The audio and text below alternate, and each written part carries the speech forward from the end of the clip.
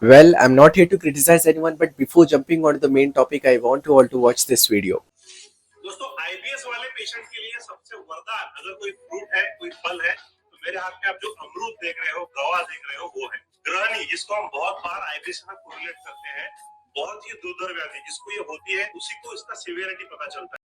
In this video, it is being said that guava, which we call amrud in Hindi, is one of the best fruits for IBS. IBS can be correlated with Grahani in Ayurveda. So let's see if it's true or not. If we see the pathophysiology of IBS or Samprapti of Grahani in Ayurveda's POV, then root cause of Grahani or IBS is Mandagni, which is weak digestive fire. Here Acharya Charak says if there is any kind of irregularity in digestive fire, then it causes disequilibrium in dhatus because of this irregular digestion. So if appetite, your ignition machine is too strong, and if you are feeding very little fuel to it, then it will dry up all dhatus and vice versa. So for the maintenance of dhatus, your appetite, your ignition machine, and your food habits should be in equilibrium so that both of these entities neutralize each other. So let's see what our Nigantukars say about guava. Is it perfect fit for IBS or not? Because Grahani or small intestine is the seat of Agni.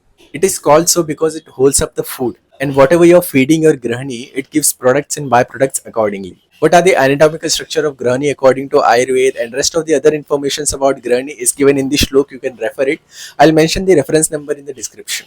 Okay, so according to Bhav Prakash Nigantu, guava comes under Haritikyadi Varga. And the properties of guava according to this Nigantu is Guru, Sheet and Ishad Deepan. Guru is nothing but things which are heavy to digest. So things which are heavy to digest, not to be preferred in Mandagni.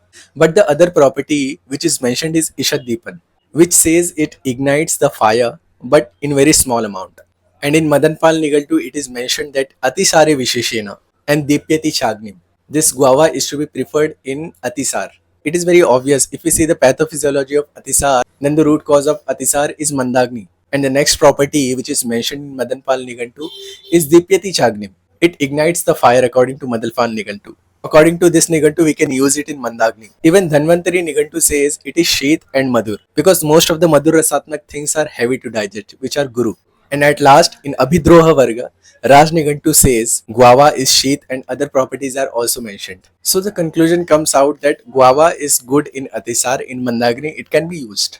But some Nigantukar says that it is Guru. So in my opinion, the things which are Guru, which are heavy to digest, is not to be preferred in Mandagni.